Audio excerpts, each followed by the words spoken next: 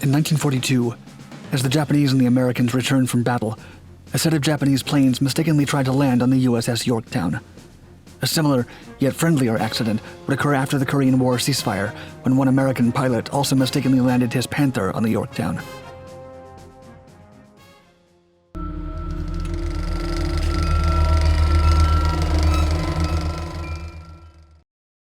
Naval Tradition.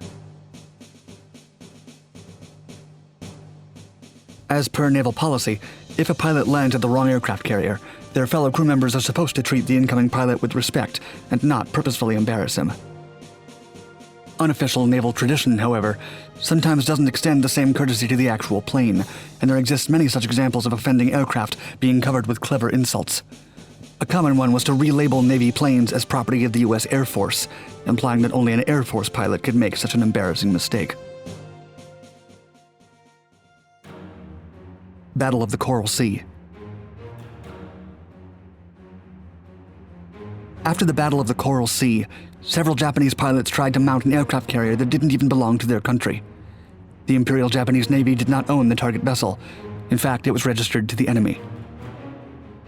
The Battle of the Coral Sea was the first battle in naval history which featured aircraft carriers. While the massive ships didn't fire on their rival carriers, they employed their airplanes to attack and defend their position. As a result of the Coral Sea, the USS Lexington suffered such extensive damage the carrier was scuttled. Other American vessels also sustained severe damage, such as a destroyer, oiler, and the USS Yorktown. The Japanese suffered even greater losses, as one of their carriers sank to the bottom of the ocean, and an even larger carrier underwent extensive hull damage. Several small vessels were either sunk or bombed beyond repair. The Japanese Imperial Navy officers were not as prepared for the fight as their American rivals. Not only that, but their vessels did not account for the radar technology on board the USS Yorktown and USS Lexington. This was valuable technology.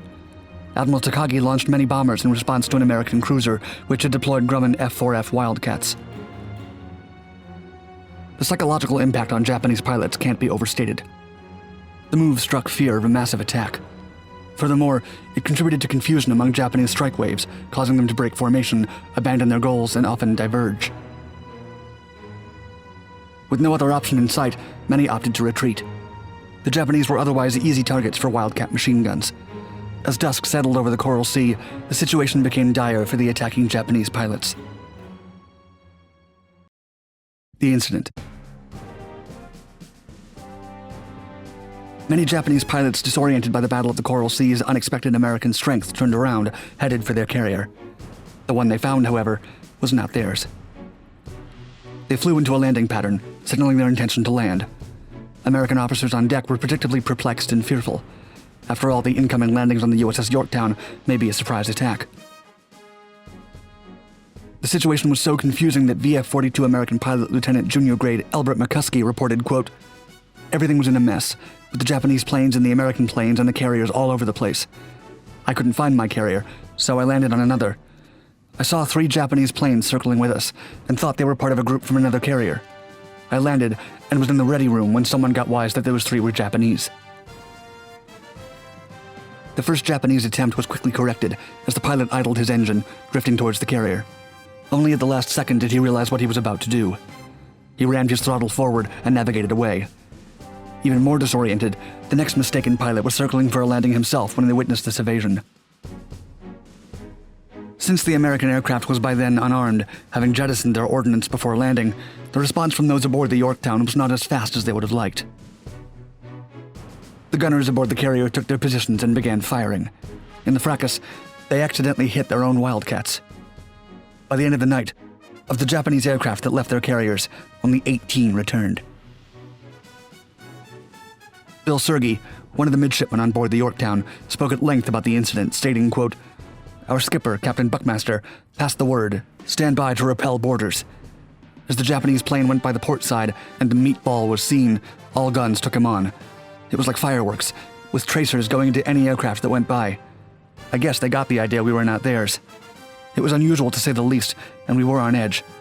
In the general confusion, some of the F-4Fs of our CAP flew through friendly fire. Ensign William W. Barnes landed with his oil coolers shot up. He was ready to fight the plane's handlers, wanting to know why we shot at him." it happens again. Still, the incident was not the only time the USS Yorktown experienced a mistaken landing. A second event later yielded photos of a graffitied Panther, which were widely circulated. The embarrassing yet less dangerous incident took place following the Korean War ceasefire. It happened when a VF-111 Sundowner pilot was attempting to return to his aircraft carrier, the USS Lake Champlain. Instead, he mistakenly landed aboard the USS Yorktown. Consequently, the carrier crew graffitied his jet with quips such as "landed by the fighting lady," "dopey," and "barriers," a reference to when a carrier pilot overshoots their landing and has to be saved by a backup barricade to avoid crashing.